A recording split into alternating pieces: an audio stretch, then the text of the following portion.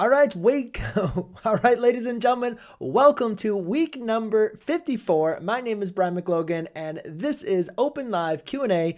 Here I am to answer your questions that each of you guys go ahead and submit each and every week.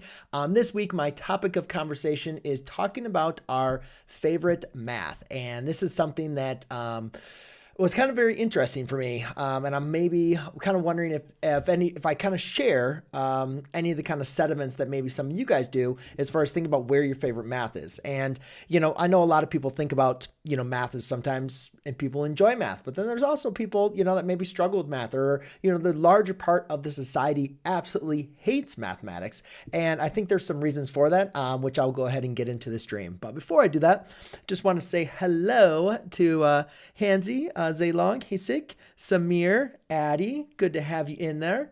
Michaela and Alicia, Jonathan, just want to thank you. You are so very welcome, Jonathan. And think of that. And Miguara and Victoria and Banana.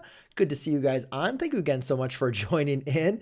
And Josh, Asana, and Express Dude. Man, you got so many people coming in. And yes, many of you guys did go ahead and add on to my community post and let me know what your favorite math was. I really, really do appreciate that. And then also many of you also responded to my email that I went ahead and sent out for those you guys. So thank you so much for that.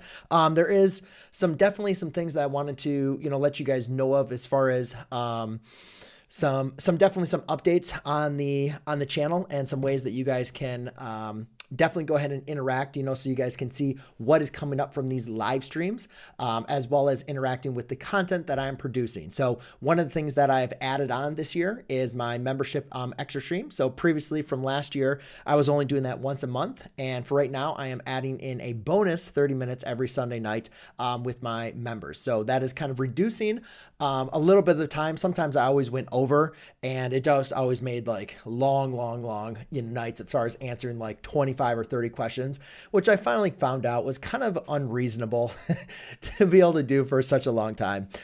So anyways, I will be capping the stream here at 10 o'clock. But for those of you that are YouTube members, if you'd like to go ahead and join my live stream after that, that will be awesome. And we can continue on some questions or just have a little bit of chat as I kind of wind down, because part of the problem with doing the live streams for that was that I would just get so amped up every single time going through with my live streams, and that it would be hard for me to fall asleep, and I have school the next day, so I got to go back and be able to sleep. So one of those things, I just want to kind of cool down and get some of those things up. So that's what we're going to be doing there. And man, there's a lot of people here that are just having a tough time getting into.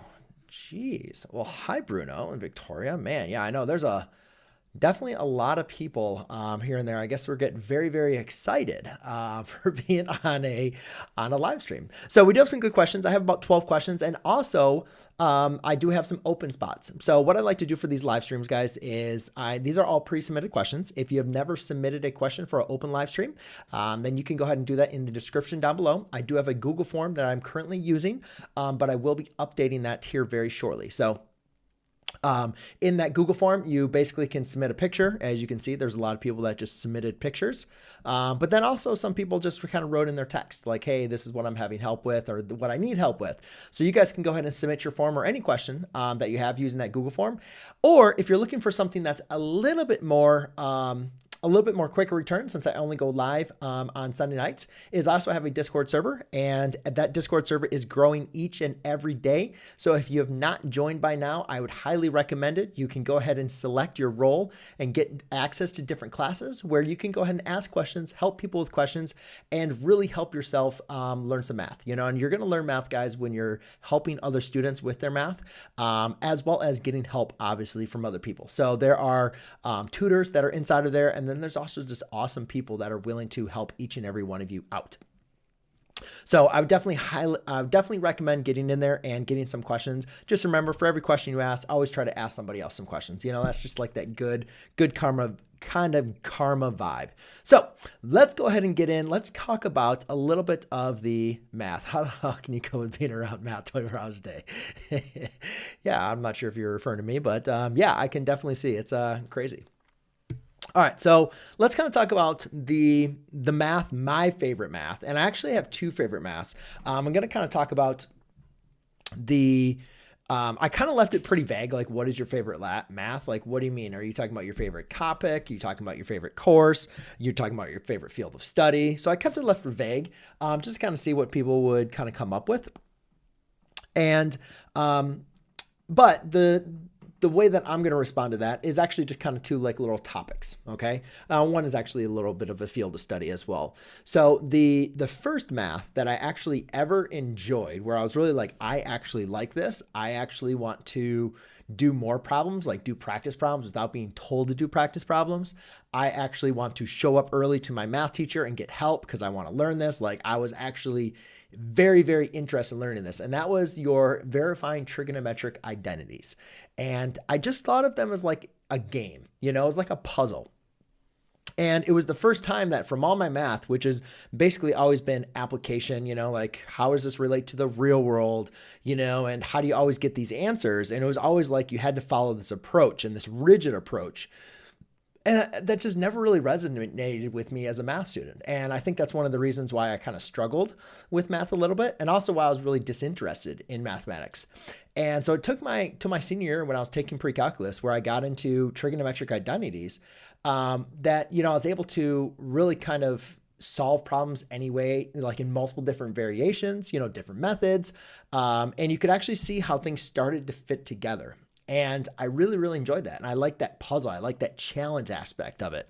And even though by that time I already decided I want to be a math teacher, that was really the first time that it kind of, verified for me that, verified, no pun intended, that, hey, I'm on the right course. This is what I really do enjoy. So, which is kind of good because when I got into college and I was taking calculus, I kind of got back to that feeling, that like, I just don't really care about the application. Like I took physics, I hated physics.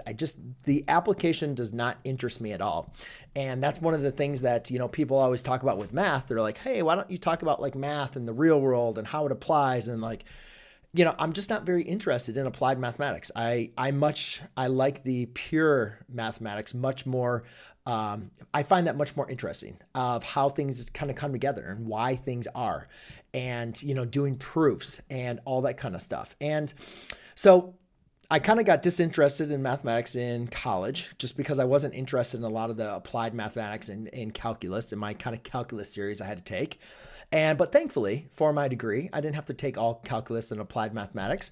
So then I got into, different fields of study. And it wasn't until I got into graph theory that I really, again, kind of had that joy of the proofs and the really just really just in the enjoyment of class. I remember going to class, like I loved doing my homework.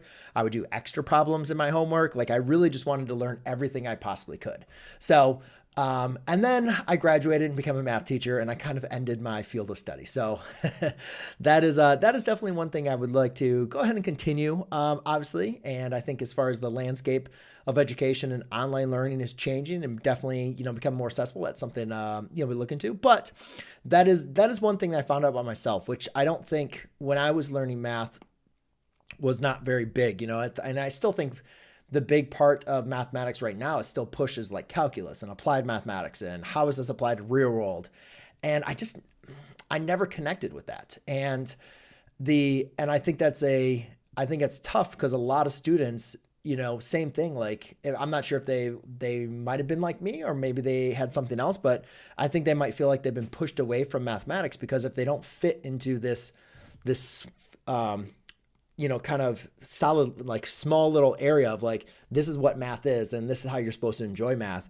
And if people don't, relate to that, then they just feel like math is not for them, and math is, doesn't interest them, and math is not, something they're good at. And I think that's pretty sad, really, that we've alienated so many students away from math curriculum just because they don't fit a, certain push that we've been trying to do in our mathematics curriculum. So I'm not sure if that's the case for everybody, but that was definitely the case for me. Growing up, going through mathematics, it took me to my senior year, and most students even give up on mathematics, before they get to pre-calculus. Like a lot of people, I tell them I teach pre-calculus or calculus. I'm like, oh, I never even made it that far. Oh, you're really smart. I'm like, Well, no, but it's like you feel like they didn't get an opportunity to kind of see what else mathematics, brought. What was their experience, or if they hate mathematics, what like how was it taught to them, that they could really actually enjoy the beauty of mathematics. Because I think that was another eye-opening thing that came to me as a student was like, how beautiful really like mathematics, like how it really was around us. And yes, not like the, you know, everything's being calculus or like how you can use it in all of your different jobs and everything like that. Like I didn't really care about that. But when you just start seeing like how everything is, how all the like rules of life is somehow connected to mathematics, it was just really, really cool. But I don't think it was something that needed to be forced down my throat. I think it was something that as I kept on studying mathematics and growing my understanding of the content, it just kind of came to be. I was able to start making those connections. And I think that's really one of the big things when students struggle with mathematics is they haven't had an opportunity to make the connections to stuff they already know. Right. And that's basically what learning is, making new connections based off of stuff you already know. And a lot of times for mathematics, students don't have a reference point. They haven't had the time or the experiences to really be able to make those connections. And we force them to learn on a rigid schedule that they might not be ready for, And yeah, Akela says, I hate math. And it's like, what else do I say to you? For why you hate mathematics. And to be honest with you, I don't think it's your fault. But that's another live stream topic that I actually came up with. But yeah, it's like, of course, I would be math. All right. Well, good for you. But there's a lot of people, and I know you know them, right? I know many of you, all of you, know people that absolutely hate mathematics. They think it's not right for them. They think it's a boring subject, and rightfully so. I'm not going to say their experience has been any different. But I think to me, being somebody that has studied a small fraction of what out there is mathematics, that there's so much more that mathematics offers than what we teach or what students know of mathematics. So, all right. Whew. Well, sorry, you asked for people considering math teachers applied versus pure.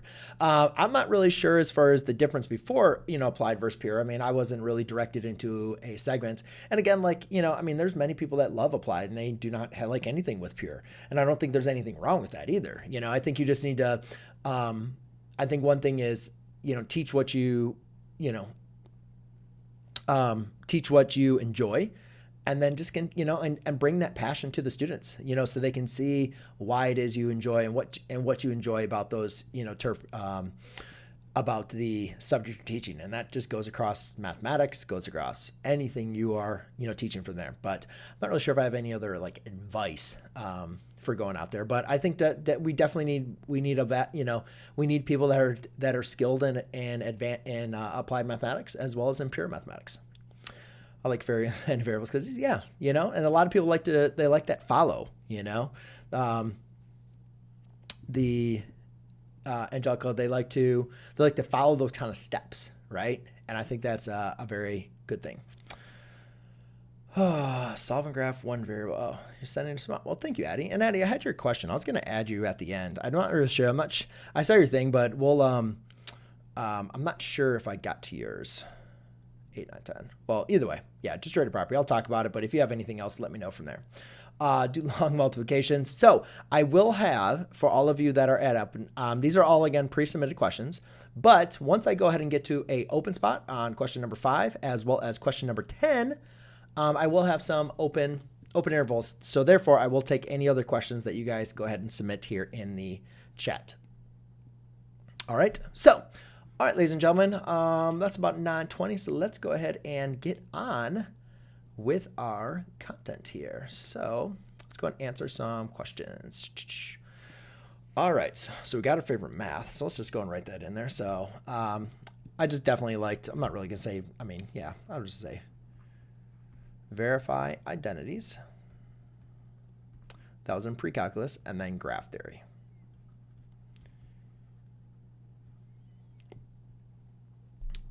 That theory. All right. So question number 1. So will you give me the steps of simplifying rational expressions? Simplifying. So, I guess I'm not really sure if there's any steps because every problem's kind of different. Basically, what I would do is, if you're going to kind of boil this down to steps, I would look into factor the numerator and factoring the denominator. Again, this is just going to be for a, if we're going to talk about irrational expressions, then we're going to say there's a n of x and a d of x. Okay, so there's going to be a polynomial in the numerator and a polynomial in the denominator. So what I would do, if I was going to talk about this, I would look into factor the numerator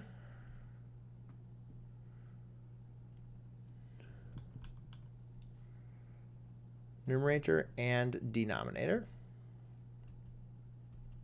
Okay, so make sure you focus on simplifying the numerator and denominator by factoring.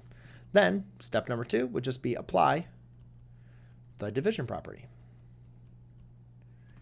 And what the division property basically states is if you have a number, a term, a variable, an expression divided by itself, that's going to equal 1, right? So x divided by x equals 1, right? So x plus 1 divided by x plus 1 equals 1.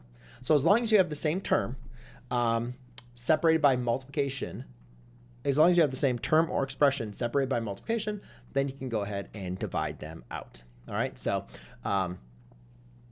that's what I would focus in on. And I just definitely check. I mean, I have a lot of examples on simplifying rational expressions, so hopefully that helps out. All right, Srinivas was asking for, I think, number 5 and 6, but I was like, well, let's just go and do 4, 5, and 6. So the main thing that you need to know here is these are supplementary angles. So we have x plus 60 degrees. So for question number 4, those are, whenever you have two angles that add up to make a straight line, those are what we call a linear, they add up to make a straight line, and they have an adjacent side. These are what we call a linear pair. They're also supplementary angles, meaning that they make up a straight angle, which is a line, and therefore the sum of them is equal to 180 degrees. So you set up an equation, set them equal to 60 degrees, and then you solve. So x degrees equals 120 degrees. All right, question number 5. Whenever you're looking for intersecting angles, or when you have intersecting lines, then what we're going to want to look for in this case, for these intersecting lines, is going to be for intersecting lines, is going to be looking at vertical angles. So in this case, we have 60, 120, that's x, and that's y. Okay, so vertical angles are going to be congruent, or equal in measure. So x is equal to 60 degrees, and y is going to equal 120 degrees. Okay, so those are going to be your opposing angles. All right, so for question number 6 now. So question number 6, if you were to kind of look into that, let's see if I can, no, okay, I can't. So if you were to look into this, right, now let's use our idea of find x. Okay, so if we're going to use our idea of vertical angles as well as supplementary angles, right? If this is 60, this is 30, and this is x. Well, when that means then that this angle has to be x as well, right? Because opposing angles off vertical lines, right? You can see they are vertical angles from these two, so that's x. So that means we can write an equation. We could say 30 plus 60 plus x equals 180 degrees, right? This is not a linear pair because it's not a pair of angles, but they are a set of supplementary angles. They all add up to 180. So then this becomes 90 plus x equals 180. Subtract 90, x equals 90 degrees. And voila. All right, question number 3 was finding the sine of 37.5 degrees. And the student was doing something, so the student took, or at least they showed me what they did. And I've actually never done a problem like this, at least as far as I remember. It's been a while if I did. They rewrote it as a difference, which you can definitely go ahead and do that, right? You can rewrite it as a sum or difference, and then you can use the then they did the sum or difference rules, or properties of that. So that's going to be the sine of 67.5 degrees times, well, let's see the cosine. That would be the cosine of 30 degrees minus the cosine of 67.5 degrees times the sine of 30 degrees. then they need to be able to figure this out. Well, from here, you can go and use the half angle formula. So the half angle formula, so the sine of 67 degrees, oops, sorry. So sine of 67.5 degrees, if I remember this correctly, it's going to be 1 minus cosine, and that twice. Well, thank you very much, Chase. Thank you for helping me pass pre-calc. Awesome. Congratulations to you, Chase. That is awesome, and I'm so happy my videos have helped you out. I very much appreciate the super chat. Thank you so much. So 67, that's going to be 135, and divided by 2. And therefore, the cosine of 67.5 degrees, that's also going to be 1 plus the cosine of 135 degrees divided by 2. So yes, I believe what they did, that would work. And then you just evaluate for the cosine and sine. I looks right to me. I don't see any issues with what you did. I would just have to work through it a little bit longer, and I don't really have time in this live stream or prior to kind of do that. So I apologize for that, but it looks like what you were doing was very good.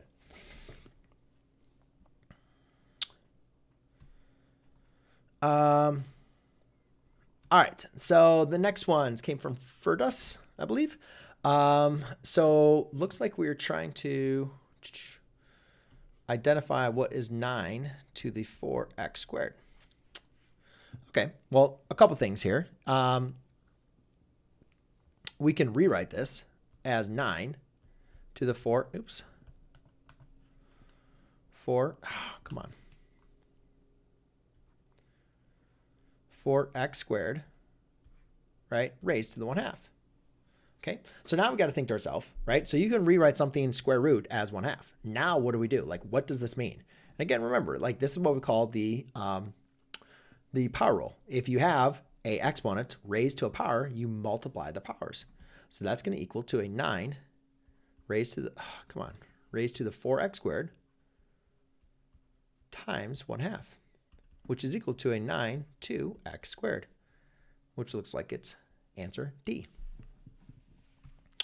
All right, so now let's go ahead and take a little break here. Well, not a little break. I'll go ahead and figure out any other questions that maybe you guys have for chicken number 5.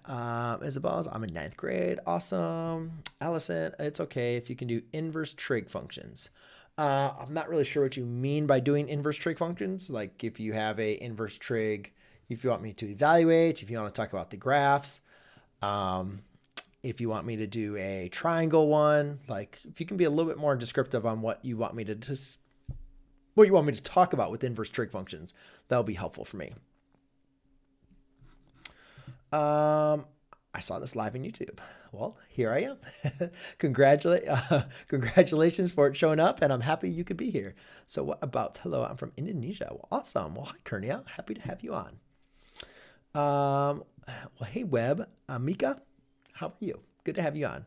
And Abigail, expanding binomials, x plus b raised to the n. I'm not really sure as far as I'm going to being n. I'd have to go back as far as using the binomial theorem for the expansion. I kind of do it a little bit differently, at least for my class. But as far as giving you a general way, it's been a while since I've kind of covered that to give you a good definition of that. Well, thank you so much, Melinda, for helping you out for that. I very appreciate for upping up the ante on the YouTube membership. Thank you so much for joining in. And again, for all of you guys that add on, I do an extra little live stream at the end here. Little live stream after this live stream. I will continue live for any of the members. If you guys have any other additional questions or anything else, I can help you out with it. And look, Melinda, now you have that nice little extra little whatchamacallit, after your name. I get the arrow. Yeah, you got the blue arrow. Awesome. All right. What is the purpose of standard form? I mean, I'm not really sure as far as a great purpose. I mean, you can definitely see that sometimes when you have things in standard form, it's going to be a little bit easier to maybe organize and reword or identify some parts, from the standard form.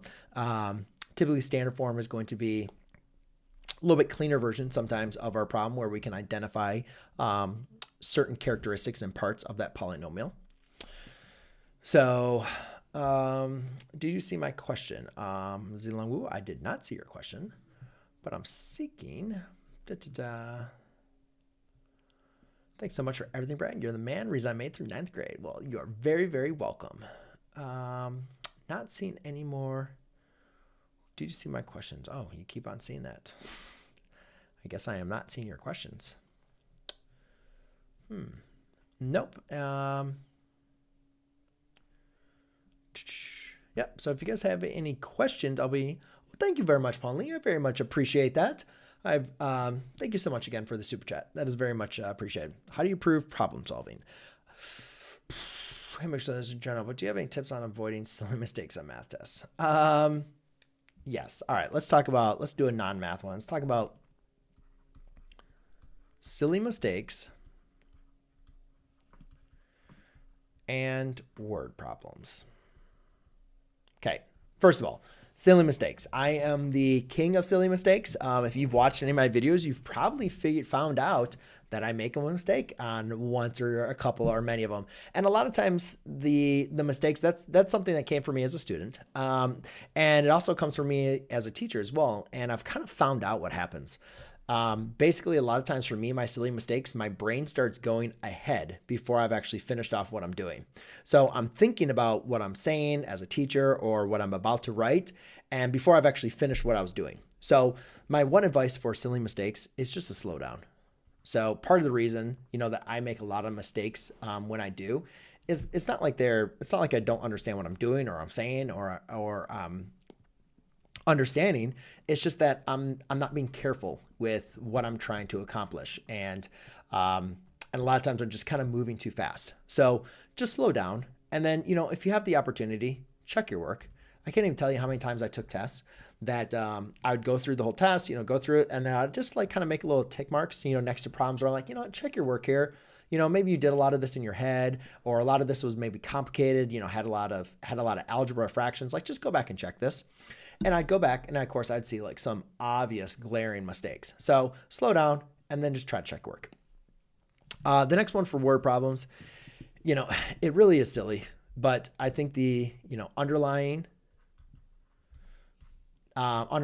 pictures, try to make sense of what you're doing.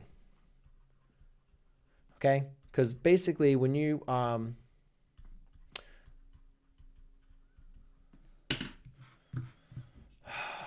on, guys. Why do you have to do that? Thank you. All right.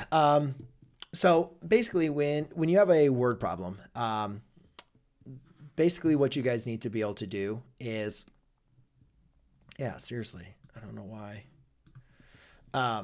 Basically, when you guys have a word problem, you got to extract, what you need from the word problem, right? So use the underlining, use making a picture, make sure you you write down whatever equations you can possibly write down, identify what variables you need to solve for, and, use all that information to make sense of the problem and what you're trying to solve. And then the last thing I can say is, does your answer make sense, right? A lot of times people will go ahead and solve a word problem and they go to solve a word problem, their answer makes absolutely no sense. So just be careful with that.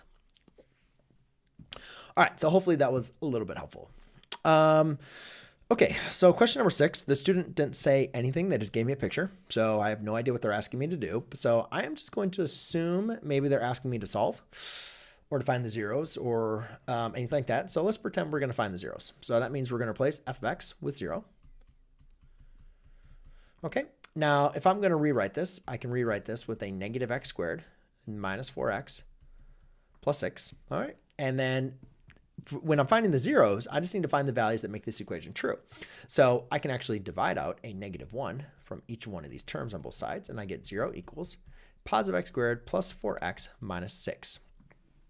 All right, and now to go ahead and solve this, it does not look like this is going to be factorable. So therefore, it looks like I'm going to use the quadratic formula. So again, remember the quadratic formula is x equals opposite of b plus or minus the square root of b squared minus 4 times a times c all over 2 times a. So that's a ax squared plus bx plus c. All right, so we have x equals opposite of b, which is a negative 4 plus or minus, let's see, we're going to have a b squared, so that's a 4 squared minus 4 times a, which is 1, times c, which is a negative 6. all over 2 times a. All right, so we have negative 4 plus or minus, let's see, that's going to be 16. Negative 4 times negative 6 is going to be a positive 24 all over 2. So we have negative 4. Let's see, that's 30, so that's going to be square root of 40 divided by 2. I could break down the square root of 40. I'm sorry, I'm taking up all your work over here.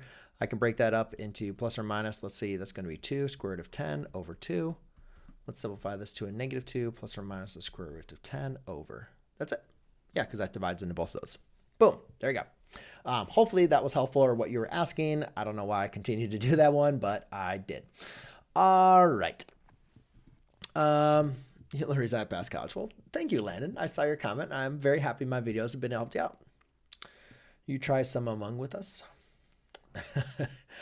All right. So let's go and look at the next one, which is vectors. So we have vectors AB and CD are shown in standard form. In the coordinate plane, we'll find one of the unit vectors notation for A plus B, CD. Okay, so a couple different ways we could go ahead and do this is we could go ahead and write these in terms of I and J. And if we were to do that, basically to find the I and J, you basically are finding the difference. You're finding the horizontal distance and the vertical distance of your two vectors, right? So if we look at this, looks like 1, 2, 3, and this one's a 1, 2, 3, 4, 5, 6. So it'd be 3 minus a negative 6. Okay, so, and then this one would be, let's see, then this is, then your vertical distance, change in vertical distance would be 1, 2, 3, 4, and then negative 2. So it'd be 4 minus a negative 2. All right, so this is going to be a 9, and this would be comma 6. So if I was to graph this, I could do 9 comma 6 would be like up there. Okay, or you could rewrite this as 9i plus 6j. Okay, so that is going to be your linear combination there. Now, what you can see here is if I was going to add these two vectors together, right, this already has a horizontal component of 9, right? So obviously that's why these are not the answers. But then if I'm going to add this vector CD, like what vertical component? I already had 6. What vertical component am I adding to this? Well, this one, I mean, I'm not going to put this in standard form. You could, though. It's 1, 2, 3, 4, 5. 5i, right? So we've called this one CD. And this one is going to be AB. Right? So if you add these two together, that's how you get your answer, E. Can you explain the ambiguous case of law of sines? I'm going to give you a horrible explanation for the law of sines. Not really horrible, but I'm going to try to do it in something that I take a whole class period about. I am just going to give you a quick little rundown. But if you do want an explanation or to see how other ways we can do this, I have a lot of videos for that. And there's a lot of other great videos. So let's just kind of understand why we have this ambiguous case. All right, so if I only give you an angle and a side, so let's call this A, let's call this little c, and let's call this little a. Okay, now again, let's pretend this is two form or two scale, right? This does not have enough, this A is not big enough to make a triangle, right? Doesn't matter how long the side is, A is not big enough, okay? So therefore you can see like it's possible for me to give you a problem where the opposing angle side A is not big enough to make a triangle. Now, we could also do one where A makes a perfectly right angle, right? And if you were to look at this, you would recognize that A, in this case, is actually creates a right triangle. Now, since it creates a right triangle, A is also equal to H, which would be the height. Wouldn't you agree? That's kind of interesting there.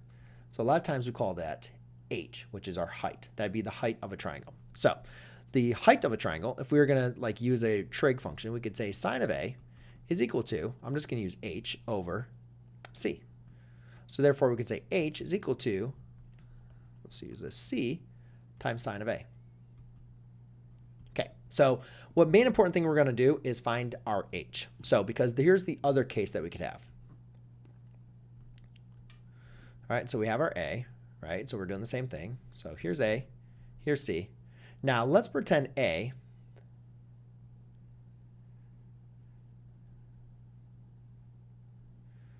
is this way, okay? Now, A is obviously greater than H, okay? So A in this case is less than H, or when A is equal to H. All right, now when A is less than H, there's no triangle, right? When A is equal to H, there's one triangle. Agreed? One triangle. Okay, when A is greater than H, well, we have two cases, right? So if A is greater than H, and A is less than, and A is greater than C, then there is one triangle. Okay, so if A, I'm gonna have to do this a little bit bigger.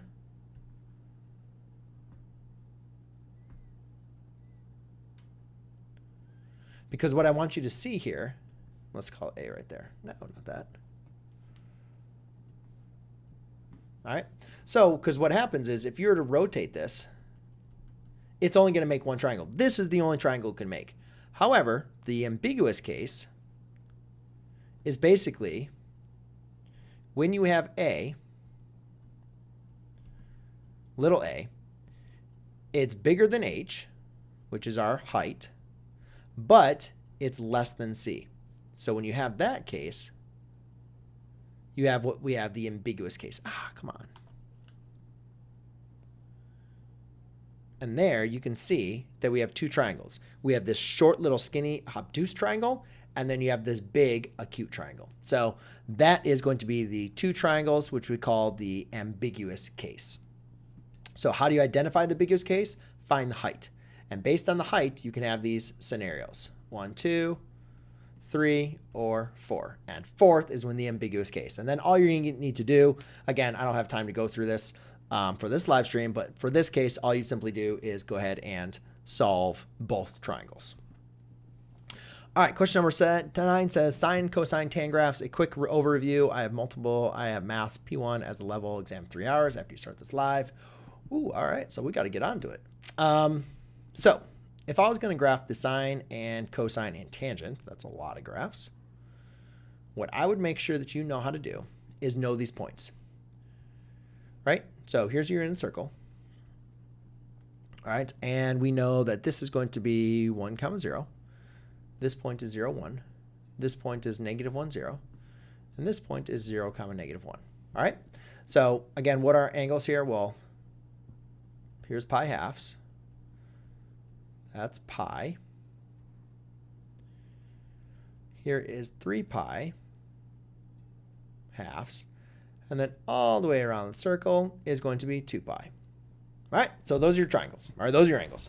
Now, remember, for our angles on this unit circle here, we have sine of theta is going to equal the y coordinate. Cosine of theta is equal to the x coordinate. And tangent of theta is equal to y over x. All right, so all we're simply doing when we're graphing our trig functions is we are changing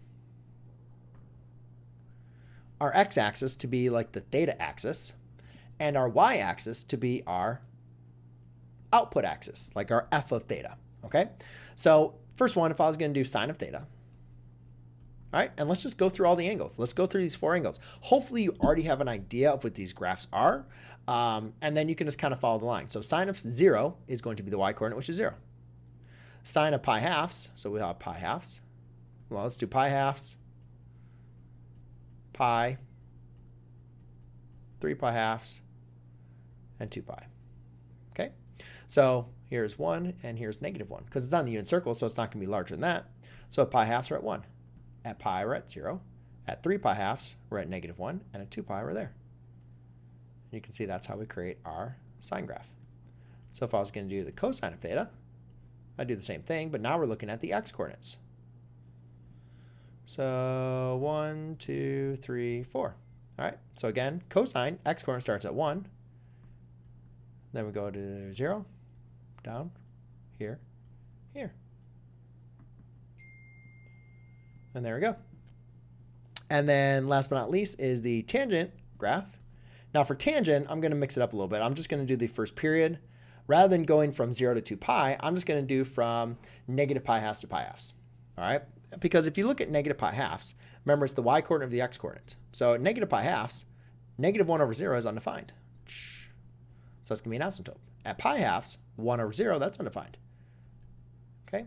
Then we got to understand, what does this graph look like? Well, you could plug in points, what about at 0? That's an x-intercept. How do you know what the graph looks like? You can plug in other points to figure it out. Hopefully you know it's kind of like, looks like a little S-curve. And there's going to be your 3 graphs. All right. See the half of the screen. Okay, so let's go ahead and get question into number 10, guys. We'll open question number 10. So if you guys have any other questions that you're doing, works that. I'll answer any other questions you guys have. Will you be able to ask our questions? You guys can ask questions. I only have one other extra open spot for you guys. But you guys can also, again, if I don't get your questions tonight, you can always go ahead and submit them in the description down below, or you guys can definitely go ahead and go to our Discord server, which is also in the description for you guys to go ahead and check out. So just let me know about that. Aiden, I do remember you going for the thing. And hey, Sushi Bean, Summer, let's see, Katish. So, we can't see the other half of the screen. I'm not sure what other half of the screen. It looks like, oh, you want to see these graphs? There. There you go. I'll show it to you for my another 10. Question. All right, Abigail, I got you with that. I'll help you with that. I'll show you what I do for that. I think you asked earlier, so I'll do yours because you did ask before. So thank you so much for resubmitting, so I have a little bit better idea of what you want to do. Okay. I'll go ahead and do that. What's your stream schedule? Thank you so much, Pong, for letting me know. I go live every single Sunday night Eastern Standard Time at 9 p.m. This is week number 54, so I've been doing it for 54 weeks in a row, and I do not have any plans to stop this year. Actually, that's my goal this year, is to continue going on for a live stream every week. So a couple ways you can submit your questions. You can submit your questions to me using the Google form in the description, or sometimes I'll go ahead and get into my Discord from there. But the best way to get questions that you want me to answer on the stream would be using the Google form in the description below. But if you are looking for a little bit more earlier help, then is the Discord in the description. It is in the description, or it should be. If not, let me know and I can go ahead and update that link. But the Discord community is growing. It is awesome. People are helping each other out. People are asking questions. People are answering questions. And I think it's a great resource for you guys to, get connected with people that can help you with your math, as well as to help other people with their math. And therefore grow your help. But Pauline, I would definitely go ahead and check in for that Discord. I'm not going to be able to get to that tonight, but I will get through the rest of these questions, or I'm almost done. All right. So let's go ahead and get into, all right. So if I was going to go and expand this, first thing I would go ahead and do is go ahead and do the 2x plus a negative 3 pi squared over 4. Okay. So make sure I use these in parentheses.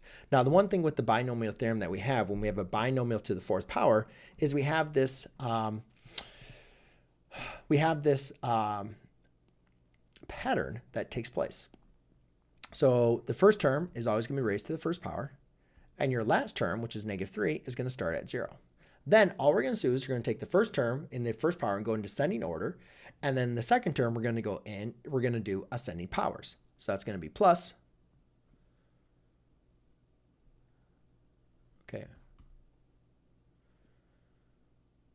So we're going to have plus, therefore, the 2x cubed times negative 3 to the 1st. And then we'll have plus 2x squared times negative 3 squared plus 2x cubed times negative 3 cubed plus 2x, stopped. Let's do the first. 2x to the 1st times 2x to 0 times a negative 3 to the 4th. Okay, so there you go. Hopefully you guys can see all I simply did with this power is I took my first term and went in descending powers, right? And I took my second term and I went in ascending orders, okay? So that is how we're going to set up those terms, but that's not everything. Now we need to go ahead and apply the Pascal's triangle. And the Pascal's triangle is going to give you your scalars for each of the as a coefficient for each of these terms. So Pascal's triangle, you can start with the 1's triangle. And again, this is going to be your coefficients. So whenever you expand a binomial, they're going to be, each term is going to be multiplied by the scalars. Hopefully you recognize that's a binomial squared, right? You can see the second number is going to give you what the power would be. This is a binomial to the cube. And then also you can find the next term by adding these two terms, like 2 plus 1 is 3, right? So 1 plus 3 is going to give me a 4. You can see here is a polynomial or binomial raised to the 4th power. So that's why I'm going to use those as the coefficients. So therefore, I'll use a 1, 4, 6, 4, 1. Okay, now it just comes down to simplifying here. So 2x to the 4th, so that's 2x times 2x. That's going to be I believe, a 16x to the 4th. Negative 3 to the 0 power is just going to be 0, or 1, I'm sorry. And then here we have a negative 3 to the 1st power, so that's going to make this a negative. All right, so we have 2x cubed. Let's see, 2x cubed, that's going to be a 8x cubed. 8 times 4 is 32 times 3. So 32, 64, it's going to be 96. So it'll be 96x cubed. And then in this one, we have 2x squared, so that's going to be a 4x squared. And then we have a negative 3 squared, that's going to be a positive 9. So 9 times 4 is 36 times 6. Geez. Okay, so let's see. So what is it? 36 times 6? So 6 times 3 is going to be 30 times 6 is going to be 180. And then 6 times 6 is 36. So that's going to be 216. Guys, check my math. 216x squared. Over here, we're going to have a negative 27. So that's going to be a negative. So we have 27 times 8.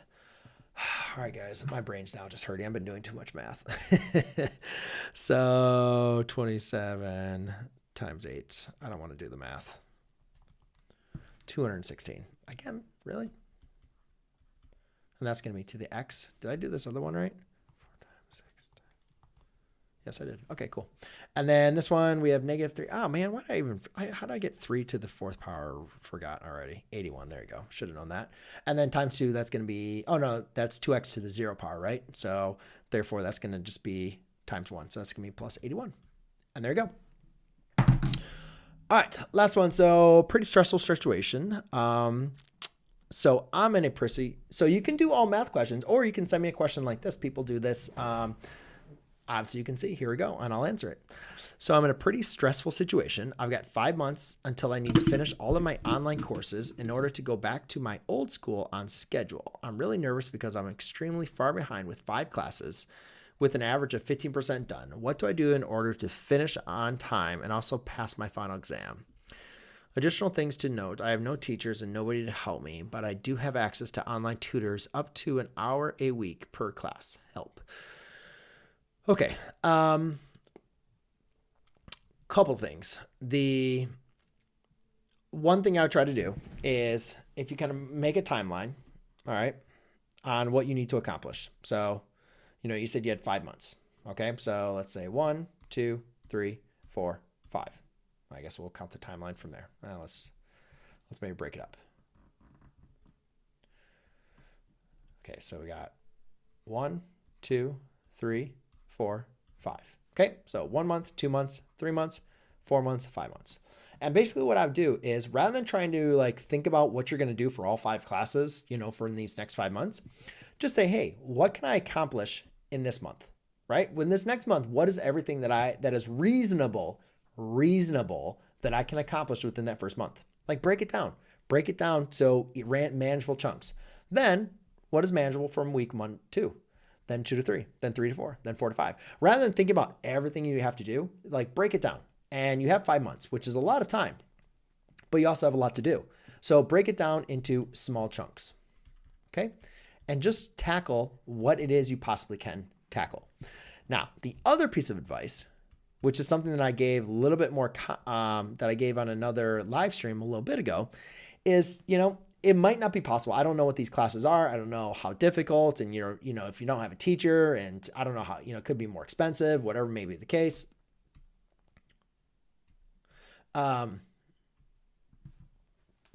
The one thing you can definitely go ahead and do in this case is, it also might be able to think is like, hey, maybe I'm going to give this class 100% of my effort, right? And maybe I'll give this class 100% of my effort.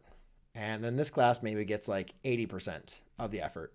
And this class gets 80% of the effort. And you know what, this class, like this one's the really easy one. I don't really need to actually put in all of my effort from here, but I can probably, get by if I just put in like 70% of my effort in this class.